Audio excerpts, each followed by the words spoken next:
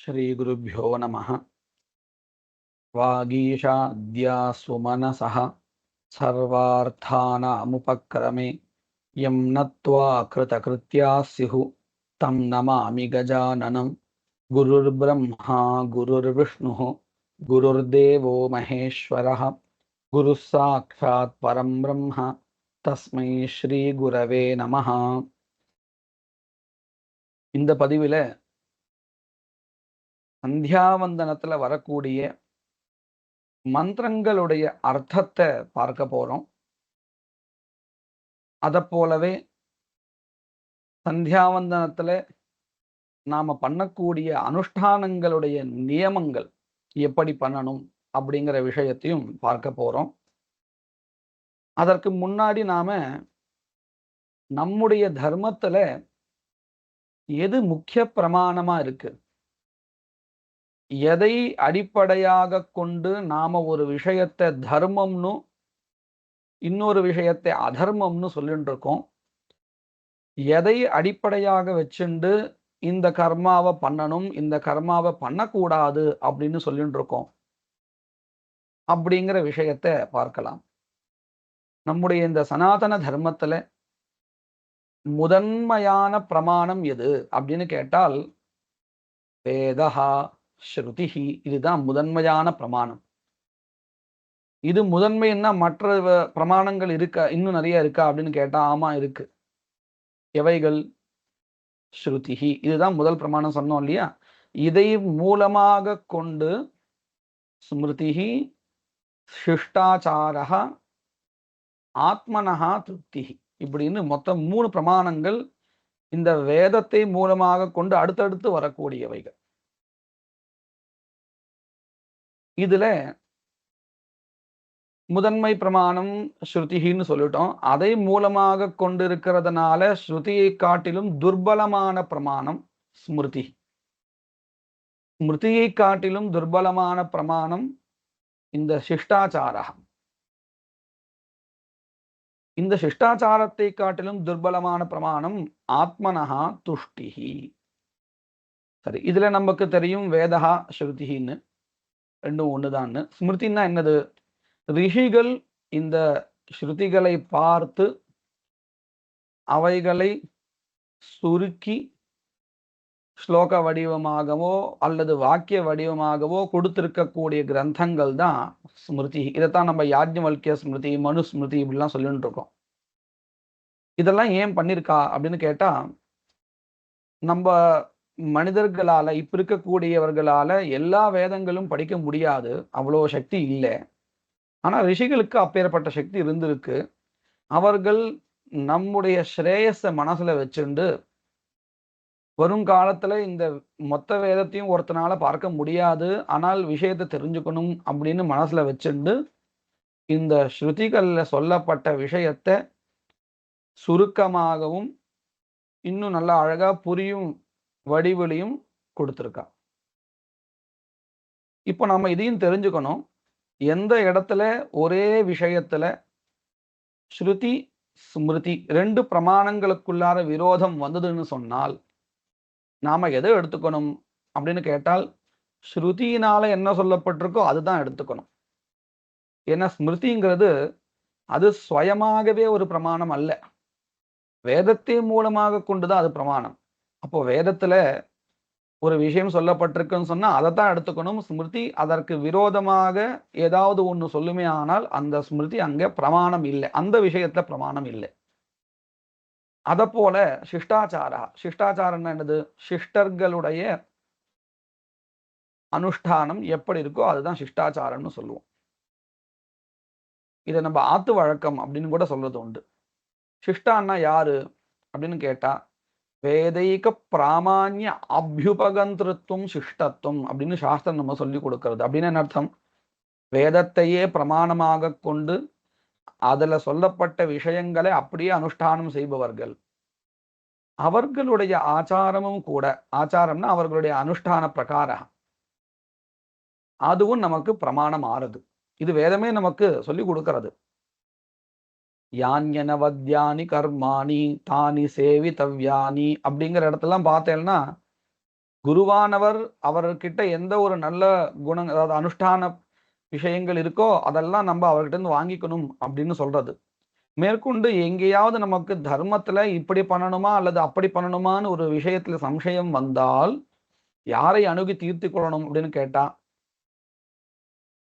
யதா தே தத்ர வர்த்தேரன் ததா தத்ர வர்த்தேதாக அப்படின்னு சொல்லி கொடுக்கிறது. அதாவது அலூக்ஷா தர்ம காமாஸ்யு, யாரெல்லாம் இந்த பொறாமையோ அல்லது ஆசையோ இதெல்லாம் இல்லாம இருக்காளோ, தர்ம காமாக, தர்மத்தை காப்பாற்றுவதில் விருப்பம் கொண்டவர்களா இருக்காளோ, அப்பேற்பட்டவர்கள் உனக்கு சந்தேகம் வந்த விஷயத்துல எப்படி நடந்துக்கிறாளோ அதை போல நீ நடந்துக்க வேண்டியது அப்படின்னு வேதம் சொல்லி கொடுக்கிறது. அப்ப நமக்கு என்ன தெரிகிறது? இந்த சிஷ்டாச்சாரகாவும் பிரமாணம்னு தெரிகிறது. அத போல ஆத்மனஸ்துஷ்டிரேவச, இப்படி இந்த 3 பிரமாணங்களினாலையும் ஒரு விஷயத்துல நம்மளால தீர்வு காண முடியல அப்படின்னு சொன்ன அந்த விஷயத்துல கடைசியா உன் விருப்பம் எதுன்னு மனசுல படுறதோ அதை நீ பண்ணு. ஆனா இதை நல்லா கவனிச்சுக்கணும், இது முதன்மையான பிரமாணம் இல்லை. மற்ற 3 பிரமாணங்களும் ஒரு விஷயத்துல தீர்வு காண்றதுக்கு முடியல அந்த பிரமாணங்கள்னால அப்படின்னு சொன்னா, அப்போ தர்மத்துக்கு விரோதம் இல்லாமல் யாருக்கும் துன்பம் ஏற்படுத்தாமல் இருக்குமே ஆனால் நம்முடைய விருப்பமே அங்க ஒரு பிரமாணமாக ஆகிறது. இப்படி இந்த 4 பிரமாணங்கள் தான் நம்முடைய தர்மங்கள்ல பிரமாணங்களா இருக்கின்றன அப்படின்னு மனுவே சொல்றார். ஸ்ருதி ஸ்மிருதி சதாச்சாரம் ஸ்வஸ்ய பிரியம் ஆத்மனஹ ஏதத் சதுர்விதம் பிராஹு சாக்ஷாத் தர்மஸ்ய லக்ஷணம். பிரசித்தமா நம்ம இன்னொரு ஸ்லோகமும் கேள்விப்பட்டிருப்போம். வேதோகிலோ தர்ம மூலம், வேதா அகிலஹா தர்ம மூலம். அகிலான முழுவதும், தர்ம மூலம், தர்மத்திற்கு மூலமாக இருக்கக்கூடியது வேதஹா தான். ஸ்மிருதி ஷீலேச்ச தத்விதாம், ஸ்மிருதியும் அந்த வேதத்தின்படி நடந்து கொண்டிருக்கக்கூடியதான நல்லோர்களுடைய ஷீலமும் அனுஷ்டானமும் தத்விதாம், அதுக்குதான் மெனக்கட்டு கொடுத்திருக்கா. வேதத்தை அறிந்தவர்களுடைய ஷீலமும் அதற்கு பிரமாணம் அப்படின்னு நமக்கு இந்த 4 பிரமாணங்கள் உரைக்கப்பட்டு இருக்கின்றன. சரி, இந்த 4 பிரமாணங்களால பல கர்மாக்கள் நமக்கு விதிக்கப்பட்டிருக்கு, பல கர்மாக்கள் நிஷேதிக்கப்பட்டிருக்கு, இப்படி பண்ணக்கூடாது. இதுல விதிக்கப்பட்டிருக்கக்கூடிய கர்மாக்களை நாம் அனுஷ்டானம் பண்ணினோமே ஆனால் நமக்கு நல்ல ஒரு ஸ்ரேயஸ் ஏற்படுறது. கர்மனைவஹி சம்சித்திம் ஆஸ்திதாக ஜனகாதயா அப்படின்னு நமக்கு இந்த வாக்கியம் பிரசித்தமா கேள்விப்பட்டு இருக்கோம்.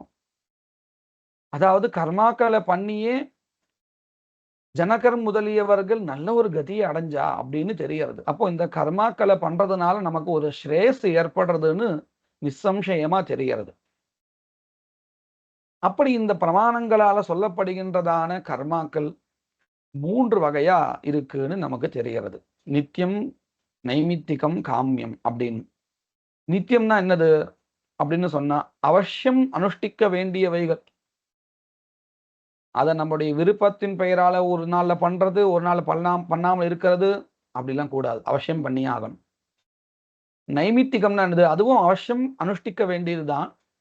ஆனா அது எப்பொழுதும் பண்ண வேண்டிய அவசியம் இல்லை. நிமித்தம், அதை அந்த கர்மாவை பண்றதுக்குன்னு ஒரு நிமித்தம், காரணம் இருக்குமே, அது இருந்தால் பண்ண வேண்டியது, இல்லைன்னா பண்ண வேண்டாம்.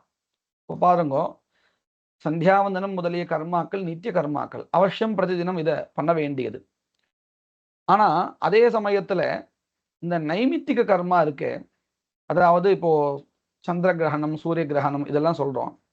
இந்த கிரகணம் இருந்தால் அந்த காலத்துல நாம ஸ்நானம் முதலியவைகளை பண்ணணும், ஜபம் முதலியவைகளை, இல்லைன்னா பண்ண வேண்டாம். நமக்கு சம்சயம் வரலாம், நித்திய கர்மாவும் அப்படித்தானே, எப்ப பார்த்தாலும் சந்தியாவந்தனம் பண்றது இல்லையே, இந்த சந்தியா காலத்துல தான் பண்ணிட்டு இருக்கோம். அப்போ சந்தியா காலமே ஒரு நிமித்தம் தானே.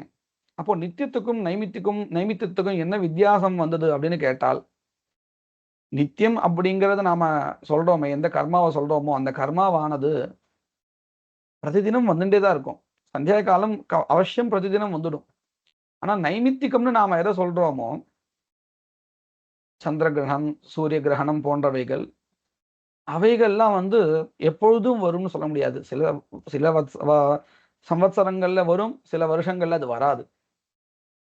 அப்போ நியதமா எது இருக்கோ நிமித்தம், அது நித்திய கர்மான்னு சொல்லப்படுறது. அநியதமா நிமித்தம் எங்க வர்றதோ, அத வச்சுண்டு பண்ணக்கூடியதான கர்மாக்கள் நைமித்திக கர்மாக்கள் அப்படின்னு சொல்லிட்டு இருக்கோம். 3வதா ஒண்ணு இருக்கு, காமிய கர்மா. ஆயுஷ ஹோமம் இப்படிலாம் நம்ம ஸ்மார்த்தங்கள்ல பண்ணிட்டு இருக்கோம். ஸ்ரௌதங்கள்லயும் நிறைய இருக்கு. இதெல்லாம் வந்து வேணும்னா பண்ணலாம், விருப்பம் இருந்தால். இல்லைன்னு சொன்னா பண்ண வேண்டாம். பண்ணலைன்னா ஒண்ணும் பாபம் கிடையாது. ஆனா இந்த நித்திய கர்மாக்களோ அல்லது நைமித்திக கர்மாக்களோ பண்ணலைன்னா பாபம் உண்டு. பண்ணினால் நம்முடைய ஜன்மாந்தரத்துல பண்ணிருக்கக்கூடிய பாபங்கள் அது குறையும். இதுதான் பலன். பாபக்ஷயா தான் பலன். நித்திய கர்மாக்கள்லையும் நைமித்திக கர்மாக்களிலும் நாம அனுஷ்டானம் பண்ணும் பொழுது அவைகளிலிருந்து நமக்கு பாபக்ஷயமானது ஏற்படுறது. காமிய கர்மாக்கள் பண்ணும் பொழுது நாம எந்த பலனை மனசுல உத்தேசிச்சுண்டு அந்த கர்மாவை பண்றோமோ அந்த பலன் நமக்கு கிடைக்கிறது.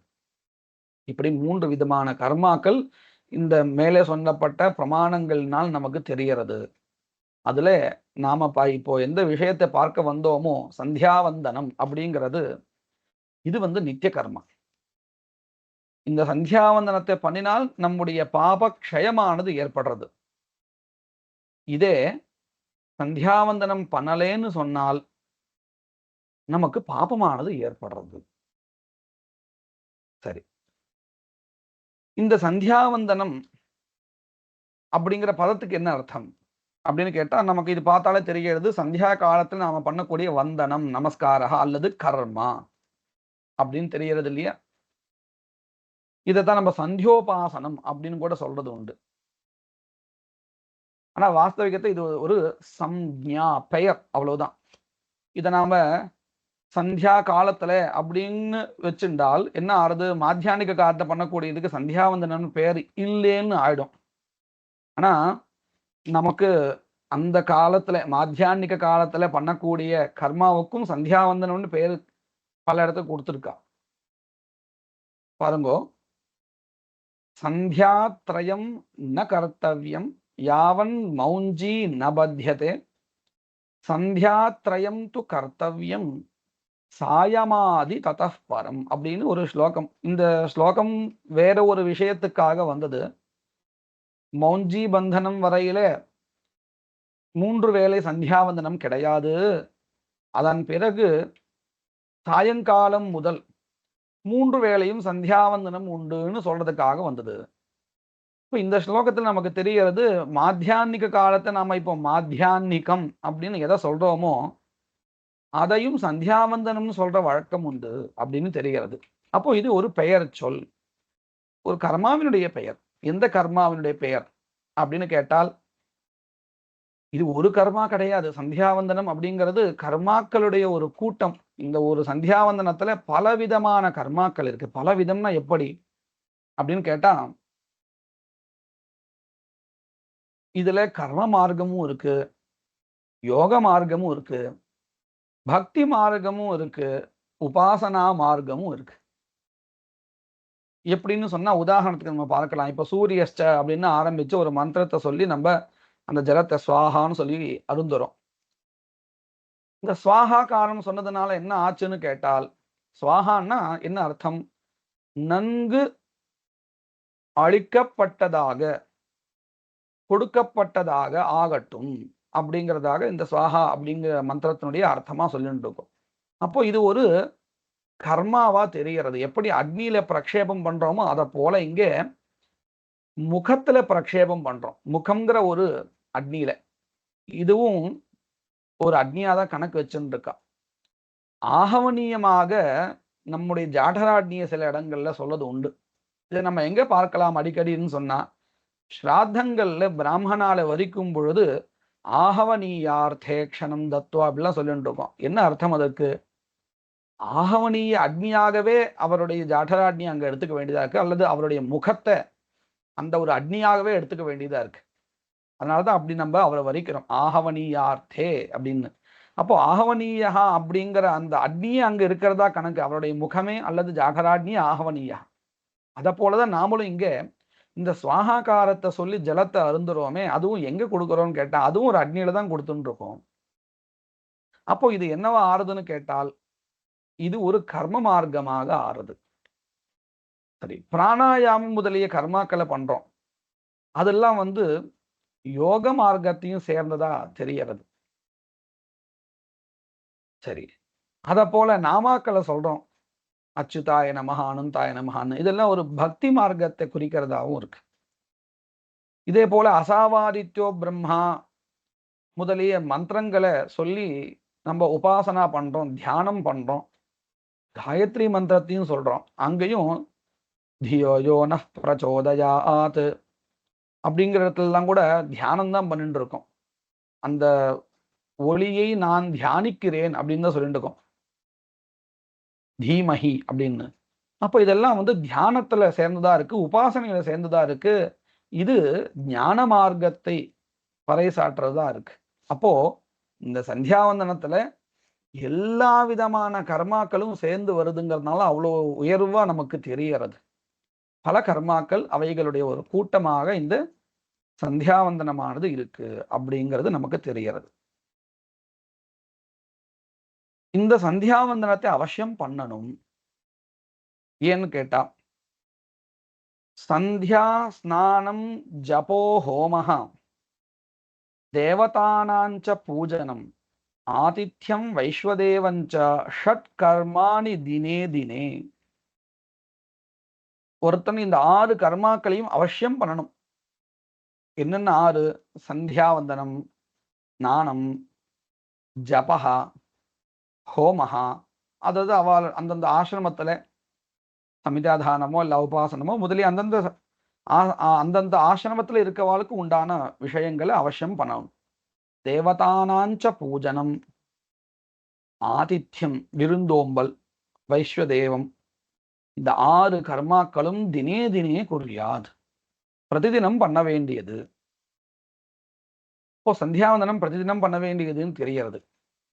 அது மட்டும் இல்லை, சந்தியாஹீனஹா அசுச்சிஹி நித்யம் அனர்ஹா சர்வகர்மசு எதன்யத் குருதே கர்ம ந தஸ்ய பலபாக் பவேத். அப்படின்னு என்ன அர்த்தம்? சந்தியை இல்லாமல், சந்தியாவந்தனத்தை பண்ணாமல், அசுச்சிஹி நித்தியம் எப்பொழுதும் அவன் அசுச்சி, சுத்தமற்றவன். சுத்தமா இருக்கிறவன் தானே மற்ற கர்மாக்களை பண்ண முடியும். அசுச்சிஹின்னு ஆயிடுறான். சர்வ கர்மசு, எதுலையும் இவனுக்கு யோகியத்தை வராது, எந்த கர்மாக்களையும் பண்றதுக்கு. நான் சந்தியாவந்தனம் பண்ணாம நான் வேற கர்மாக்கள் ரொம்ப ஸ்ரத்தையா பண்ணுவேன்னு சொன்னா அந்த கர்மாக்கள் பலன் தராது. எதன்யத் குருதே கர்மா, சந்தியாவந்தனத்தை விடுத்து வேற ஒரு கர்மாவை நீ எதை பண்றியோ ந தஸ்ய பலபாக் பவேத், அவன் அந்த கர்மாவினுடைய பலத்தை அடையாதவனாக ஆகிறான். அதுக்கு ஒரு சின்ன உதாரணமும் சொல்றா. சந்தியாவந்தனம் எவ்வளவு எல்லா கர்மாக்களுக்கும் முக்கியமா இருக்குன்னு கேட்டா, விப்ரோ விரக்ஷா தஸ்ய மூலம் ஹி சந்தியா மூலே சின்னே நைவ புஷ்பம் பலம் வா. விப்ரஹான்னா கற்றறிந்த பிராமணன் அர்த்தம். இந்த பிராமண பதமும் கூட தைவர்ணிகால சொல்றதா தான் இருக்கு. யாருக்கெல்லாம் சந்தியாவந்தனம் விதிச்சிருக்கோ தைவர்ணிகாலுக்கு அத்தனை பேரும் தான் இங்க விப்ர சப்தத்தினால உபலட்சணமா எடுத்துக்கணும். உபலட்சணம்னா என்னது? பல பேர் இருக்கும் பொழுது ராமன், லக்ஷ்மணன், பரதன், சத்ருக்னன் 4 பேர் இருக்கா. ஒருத்தனை சொல்லி அவர்களை வர சொல்லு அப்படின்னு சொன்னா 4 பேர் தான் சேர்ந்து வருவா. 4 பேரோட பேர் சொல்லாமல் ஒருத்தனை குறிப்பிட்டு அவர்களை போன்றவர்கள் அப்படின்னு சொல்றோம் இல்லையா, அதுதான் உபலட்சணம்னு பேரு. அதை போல இங்க விப்ரனை, பிராமணனை உபலட்சணமா சொல்லி மற்றவர்களுக்கும் இந்த விஷயத்தை சொல்றா. விப்ரோ விரக்ஷா, பிராமணன் எதை போல இருக்கான்னு கேட்டா ஒரு மரம். அந்த மரத்தினுடைய மூலம், வேர்கள் எது அப்படின்னு கேட்டா சந்தியா. மூலே சின்னே, ஒருவேளை இவ சந்தியாவந்தனம் பண்ணலேன்னு வச்சுக்கோங்க, அந்த வேர்கள் கெட்டு போச்சுன்னு அர்த்தம். வேர்கள் கெட்டு போயாச்சுன்னா அந்த மரத்திலிருந்து புஷ்பம், பலம் இவைகள் ஏதாவது உண்டாகுமோ? கண்டிப்பா உண்டாகாது. அப்போ இந்த பிராமணன் என்கின்றதான ஒரு மரத்திற்கு மிக முக்கியமானதாக, வேறானதாக எது இருக்குன்னு கேட்டால் சந்தியாவந்தனம். அதை பண்ணினால்தான் உங்களுக்கு மற்ற கர்மாக்களை பண்றதுக்குண்டான ஒரு யோகியத்தையானது ஏற்படுறது அப்படின்னு இந்த சந்தியாவந்தனத்தினுடைய கட்டாயம் அனுஷ்டிக்க வேண்டியதனுடைய விஷயங்களை இதுல சொல்லிட்டு இருக்கா. அதனாலதான் இந்த சந்தியாவந்தனத்தை எல்லா சமயத்திலையும் அவசியம் அனுஷ்டிக்கணும் அப்படிங்கிறதுக்காக தான் சூதகே மிருதகே செய்வ சந்தியா கர்ம ந சந்தியஜேத். சூதகம் இருந்தாலும் சரி, அல்லது மிருதகம்னா ஆசோச்சம், இந்த மாதிரியான காலங்களிலும் கூட சந்தியாவந்தனத்தை விட்டுடக்கூடாது. மனசா உச்சாரையேத் மந்த்ரான் பிராணாயாமம் ரித்தே த்விஜா. பிராணாயாமத்தை விடுத்து மற்ற மந்திரங்களையாவது சொல்லிடணும் முடியாத காலத்திலையும் அப்படிங்கிறதாக இதனுடைய ஒரு முக்கியத்துவத்தை சொல்றா. இப்படி பண்ணால் என்ன ஆறுதுன்னு கேட்டா, தேன பாப்மா நமவதூன்வந்தி உத்யந்தமஸ்தையந்தமாதித்யம் அபித்யாயன் குர்வன் பிராமணோ வித்வான் சகலம் பத்ரமஷ்ணுதே.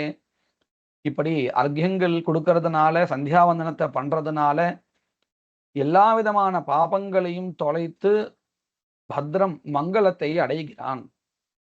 அது மட்டுமல்ல, கடைசியில பரம்பொருளையே அடைகிறான்.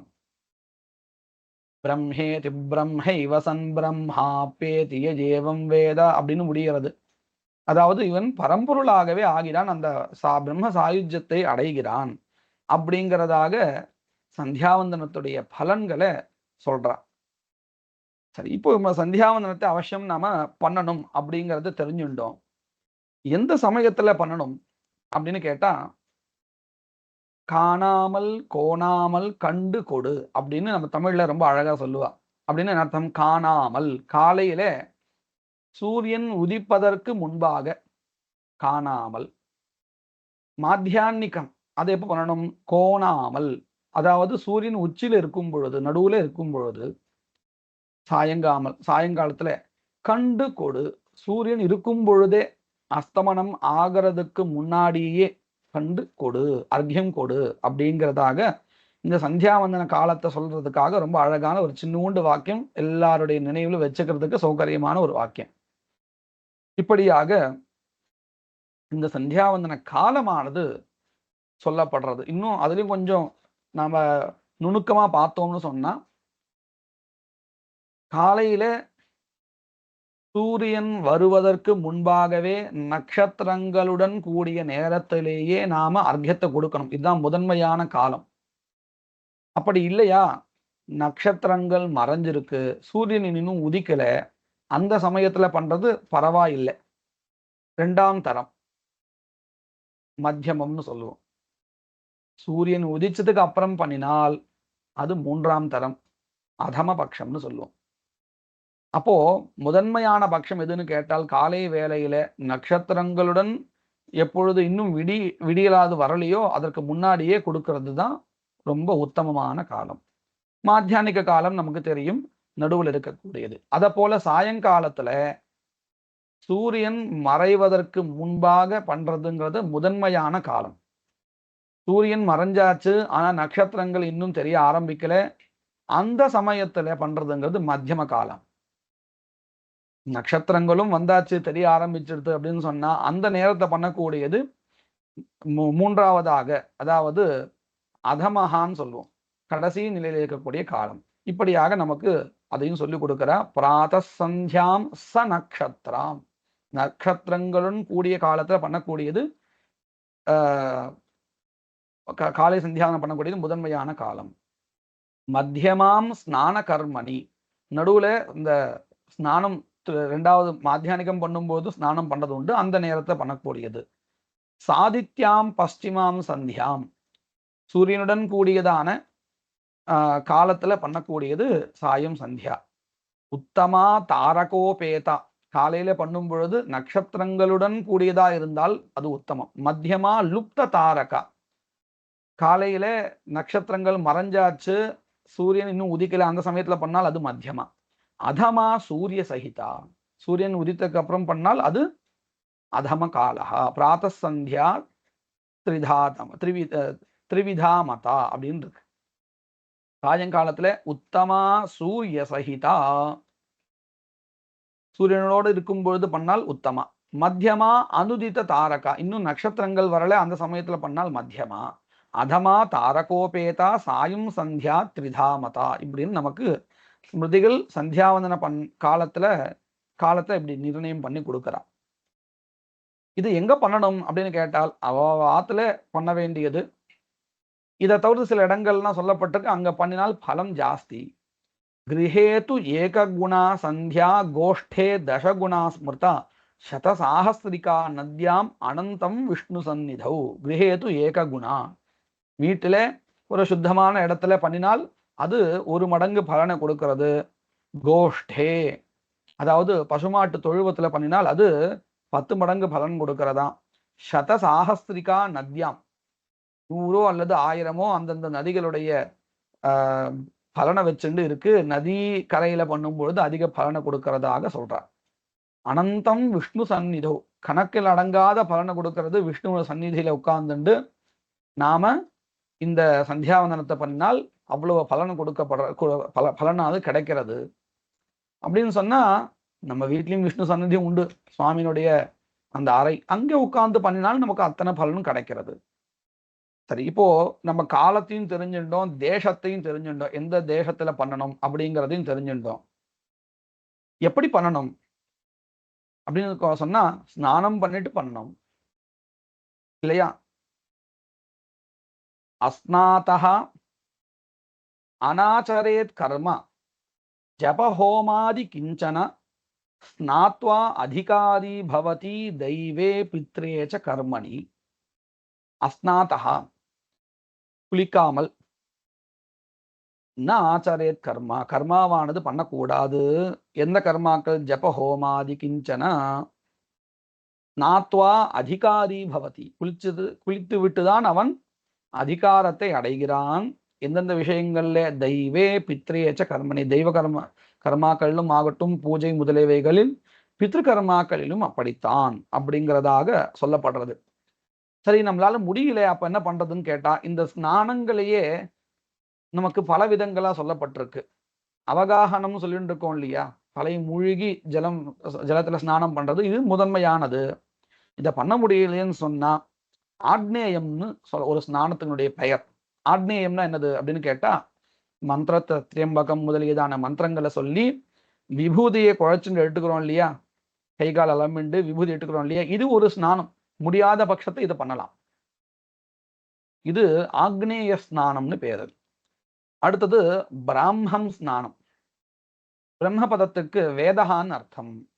அந்த வேத மந்திரங்களை சொல்லி ஜலத்தை புரோக்ஷனம் பண்ணிக்கிறது. ஆபோ ஹிஷ்டாமயோ புவஹ, இந்த மாதிரியானதோ அல்லது அகமருஷண சூக்தங்களோ இவைகளை சொல்லி நாம அந்த ஜலத்தை பிராசனம் பண்ணி புரோக்ஷனம் பண்ணிக்கிறது அப்படிங்கிறது இது ஒரு ஸ்நானம், பிராம ஸ்நானம்னு பேர். கடைசியில மந்திரங்கள் எதையும் சொல்றது கூட முடியலன்னு சொன்னா பிரணவத்தை சொல்லி அதை புரோக்ஷனம் பண்ணினாலும் உண்டு. அதுவும் இல்லையா, ஆச்சமனம் பண்ணிட்டாலும் உண்டு. ஏன்னா அந்த ஆச்சமனத்தையும் நம்ம ஓம்காரம் சேர்த்து தான் சொல்லிட்டு இருக்கோம். இப்படியாவது நாம பண்ண வேண்டியது. இது பிராமம். அடுத்தது வாயவ்யம்னு பேரு. இந்த பசுமாட்டு தொழுவத்திலேயோ இந்த பசுக்கள் நிறைய கூடுற இடத்துல நின்றுண்டு அந்த பசுமாடினுடைய பாத தூளி காத்துல வருது இல்லையா, அது நம்ம மேல படும்படி பண்ணிக்க வேண்டியது. இதுக்கு வாயவ்யம்னு பேர். இந்த காத்து தானே சுமந்துண்டு வருது, நம்மளை இந்த பஞ்சபூதங்களை வச்சுட்டு தான் இது அடிப்படையா சொல்லிட்டு இருக்கோம். அடுத்தது பசுதூளின்னு சொன்னோம் இல்லையா, இது வாயவ்யம்னு பேரு. அடுத்தது காப்பிலம். இது நம்ம வீட்லயே நம்ம பண்ணிட்டு இருப்போம். வெந்நீர்ல ஒரு துணியை நல்லா நனைச்சு அதை வச்சுன்னு உடம்பெல்லாம் தொடச்சுப்போம். இதுவும் ஒரு குளியல் கணக்கு.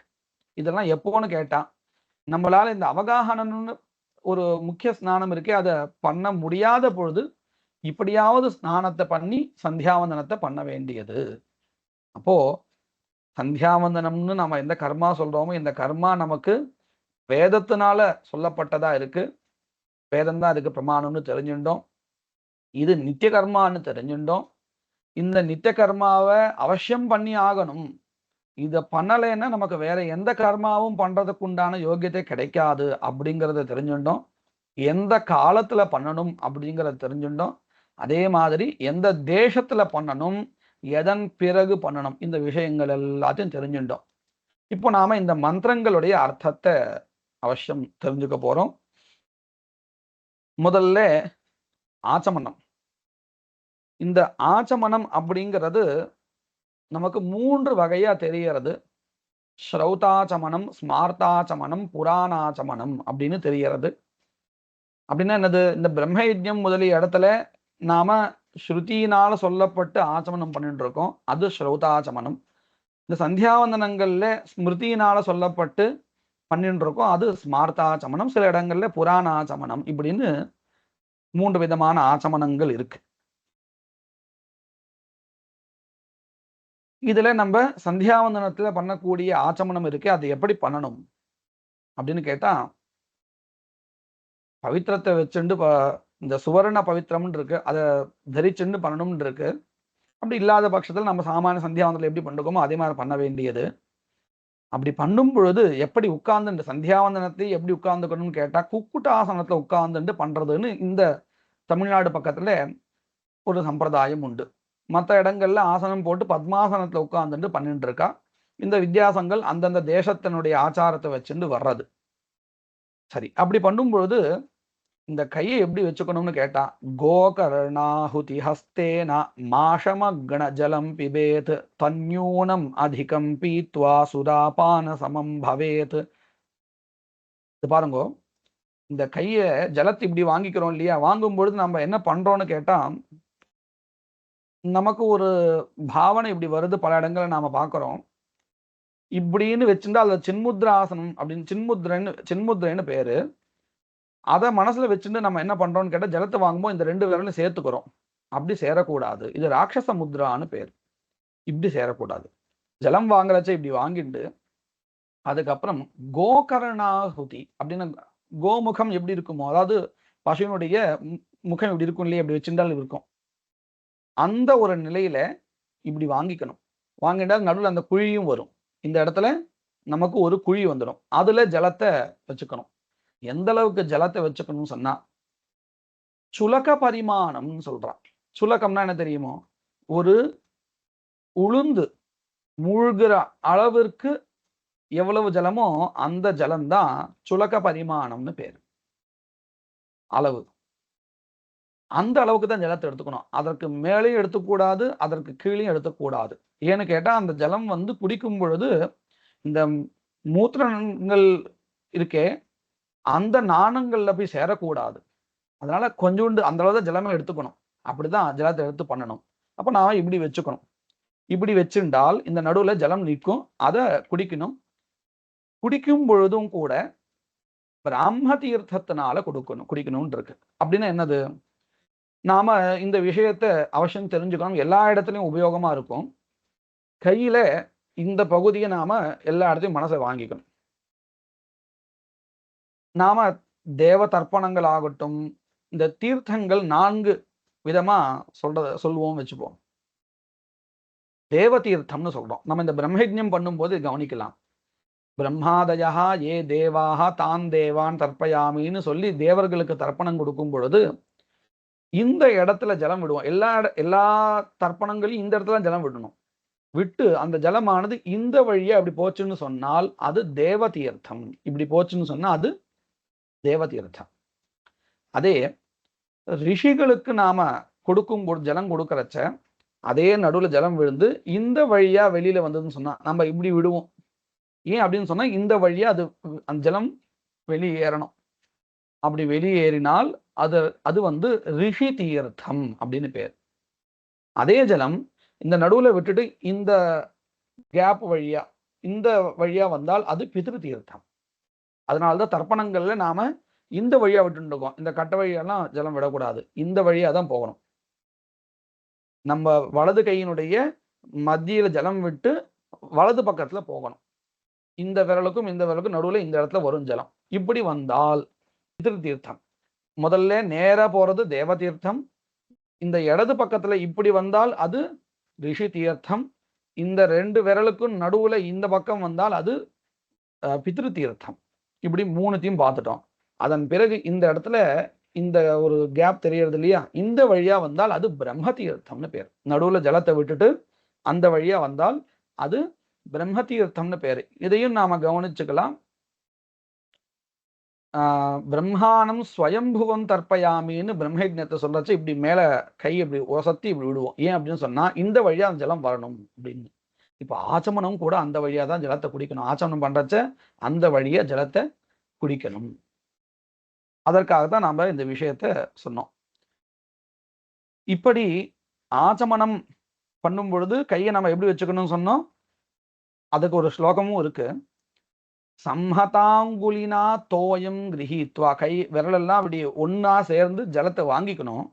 வாங்கிண்டு சம்ஹதாங்குலினா தோயம் கிரகித்வா பாணினா த்விஜஹா முக்துவா அங்குஷ்ட கனிஷ்டௌது. அங்குஷ்டம்னா இந்த கட்டை விரல், கனிஷ்டம்னா இது. இந்த ரெண்டுத்தையும் இப்படி விட்டுடணும். முக்துவானா விட்டுடணும். இப்படி விட்டா இந்த இடத்த இப்படி வந்து நிற்கும். கோகரணாகுதின்னு சொன்னோம் இல்லையா, இந்த பசுனுடைய முகம் போல இப்படி வந்துடும். அப்புறம் நம்ம அதை குடிக்கணும். இது நமக்கு குடிக்கிறதுக்கு சௌகரியமாகவும் இருக்கும். இப்படி விதிச்ச பிரகாரம் நம்ம பண்ணினால் ரொம்ப சௌகரியமா இருக்கும். அப்படி இல்லைன்னா தான் நம்ம வந்து இந்த ரெண்டு விரலையும் இப்படி சேர்த்துப்போம், எதையாவது ஒன்று தப்பா பண்ணுவோம். நமக்கு அது சௌகரியத்தையும் கொடுக்காது. ஜலம் நிறைய தேங்கணுங்கிறதுக்காக நம்ம இப்படி இருந்து சேர்த்துப்போம். வாஸ்தவத்தில் நமக்கு அவ்வளோ ஜலம் வச்சுக்கவே வேண்டாம். அந்த தப்பு. ஒரு உளுந்து முழுகிற அளவுக்கு ஜலம்னு சொன்னா அதுக்கு நம்ம வெறும் கையை இப்படி வச்சிருந்தாலே போதும். அதுவே ஜலம் அந்த அளவுக்கு தான் நிற்கும். அதுக்கு மேலே விட்டால் அதுவே வழிஞ்சிடும். தேவையான அளவு, நிற்க வேண்டிய அளவு தான் கரெக்டாக நிற்கும். அந்த அளவுக்கு தான் கரெக்டாக இருக்கும் நமக்கு. இப்படியாக ஜலத்தை எடுத்துட்டு ஆச்சமனம் பண்ணணும். இந்த ஆச்சமனம் பண்ணினால் நமக்கு ரொம்ப நல்ல விஷயங்கள் நடக்கிறதாக நமக்கு சொல்லப்படுறது. அது எங்கெங்கெல்லாம் பண்ணணும். கர்ம குர்வன் அதோவாயு நிஸ்ஸரணே அப்படின்னு வரிசையா ஆரம்பிச்சு ஸ்மிருதிகளை ஒரு கர்மாவை ஆரம்பிக்கும் பொழுதும் முடியும் போதும் பண்ணணும். நிறைய வரிசையா சொல்லலாம். ஸ்நாத்வா பீத்வா புக்த்வா சுக்த்வா விண்மூத்திர ரேத சௌச்சாம் ஆச்சாமேத். ஸ்நானம் பண்ணிட்டு ஜலம் குடிச்சிட்டு சாப்பிட்டு தூங்கி எழுந்திருச்சு கைகால் அலம்பிண்டு மூத்திர விசர்ஜனாதிகள் பண்ணிட்டு வந்தால், இப்படி பல சமயத்துல நமக்கு கோபம் வந்தால், அழுகை வந்தால் ஆச்சமனம் பண்ணணும் இருக்கு. இப்படி பல ஆச்சமனங்கள் நமக்கு வரிசையா சொல்லிட்டு இருக்கா. இப்படி பண்றதுனால நமக்கு என்ன கிடைக்கிறதுன்னு கேட்டா, திரிப்ராஷ்ணீயாத் யத் அம்பஸ்து பிரீதாஸ்தேனாஸ்ய தேவதாக பிரம்ம விஷ்ணு ருத்ராஸ்ச பவந்தி ந சம்சயः. இப்படி 3 தடவை ஜலம் குடிக்கிறா இல்லையா, அதன் பிறகு வரதெல்லாம் ஆச்சமனம் இல்லை. ஜலம் குடிக்கிறது தான் ஆச்சமனம் கணக்கு.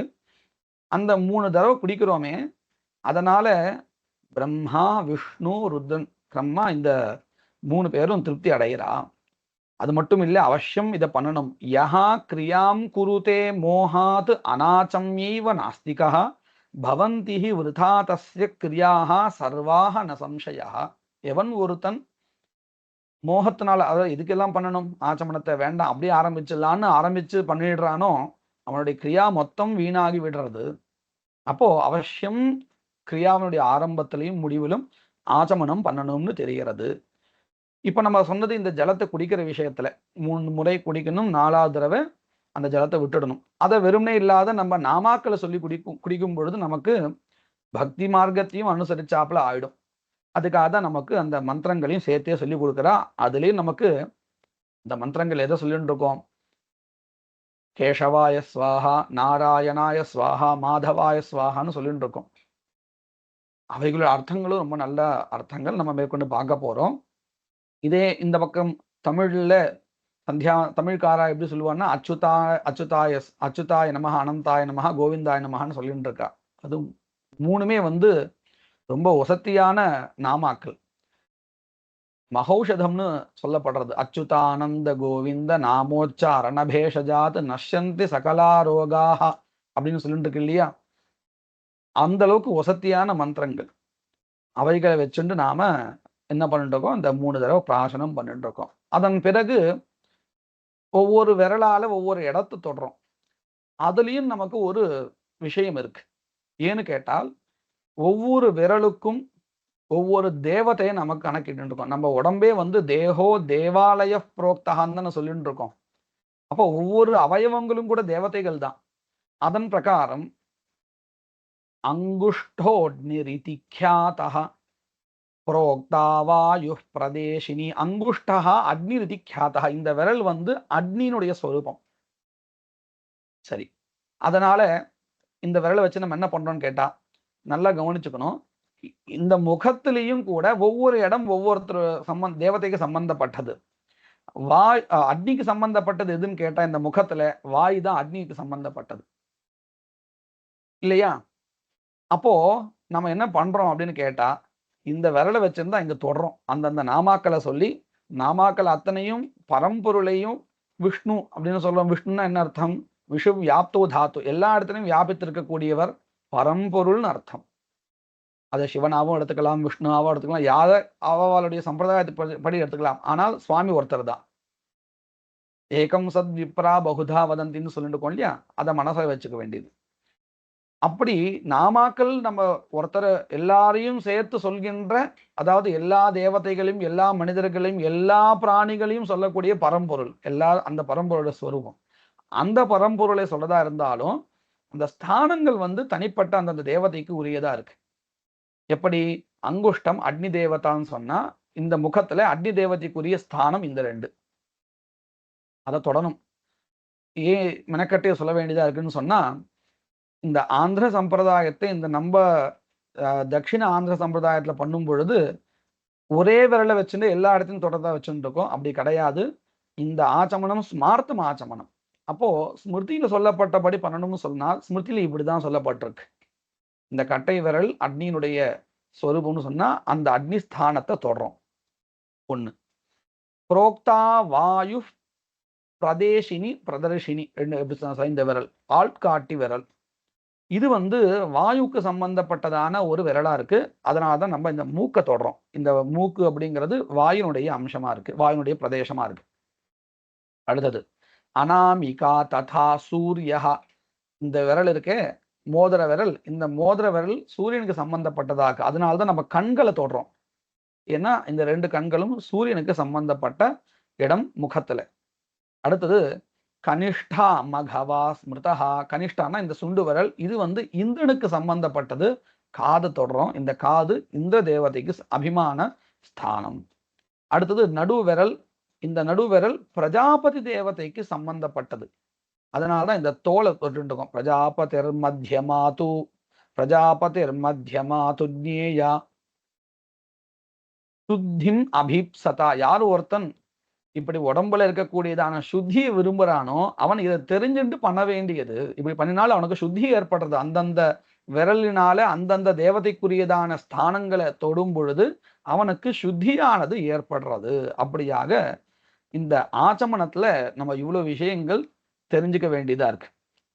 இப்போ இந்த ஆச்சமனத்துல வரக்கூடியதான நாமாக்கள் இருக்கே, அந்த நாமாக்களுடைய அர்த்தம் என்ன அப்படின்னு தெரிஞ்சுக்கலாம். இத ஒவ்வொரு நாமாவுக்கும் பல அர்த்தங்கள் சொல்லப்பட்டிருக்கு. நமக்கு அதுல தேவையான அந்த ஒரு பாவம் வர்றதுக்கு எது தேவையோ அதை தெரிஞ்சுட்டா போதும்னு தோன்றது. கேசவஹா அப்படின்னு சொல்லிட்டு இருக்கோம். க அப்படின்னா பிரம்மா, ஈஷஹான்னு சொன்னா தெரியும் மகேஸ்வரன். இவைகளுக்கெல் இந்த ஈசன் பிரம்மா இவர்களுக்கெல்லாம் முதன்மையானவரா இருக்கக்கூடியவர் கேசவஹா அப்படின்னு நமக்கு அர்த்தம் கிடைக்கிறது. அடுத்தது நாராயணஹா. அரா அப்படின்னா அராஹா அப்படின்னா தோஷா, தோஷங்கள். அவைகள் அண்டாமல் இருப்பவர், தோஷமற்றவர். நாராஹ, அந்த தோஷங்கள் அற்ற ஒரு தன்மை இருக்கே அதனுடைய ஒரு இருப்பிடம் ஆசிரயா, அதுதான் நாராயணஹா. அயனஹான்னா ஆசிரயம்னு அர்த்தம். அதாவது குற்றமற்ற தோஷமற்ற தன்மையினுடைய ஒரு இருப்பிடம் நாராயணஹா. அடுத்தது மாதவஹா. மா அப்படின்னா லக்ஷ்மின்னு அர்த்தம். லக்ஷ்மியினுடைய தவஹா காந்தஹா, அப்படின்னா பிரியமானவர் கணவர் அப்படின்னு அர்த்தம். அடுத்தது கோவிந்தஹா. கோத்ராகு பிருத்திவி, பிருத்வி அப்படின்னு அமரகோஷத்துல நம்ம பார்க்கலாம். பிருத்திவியினுடைய பெயர். அந்த பிருத்திவியை அவிந்தது அப்படின்னு அர்த்தம், காப்பாற்றினவர். வராகவதாரம் எடுத்துட்டு அந்த பூமாதாவை காப்பாத்தினார்னு சொல்றோம் இல்லையா, அதனால கோவிந்தஹான்னு பேர்.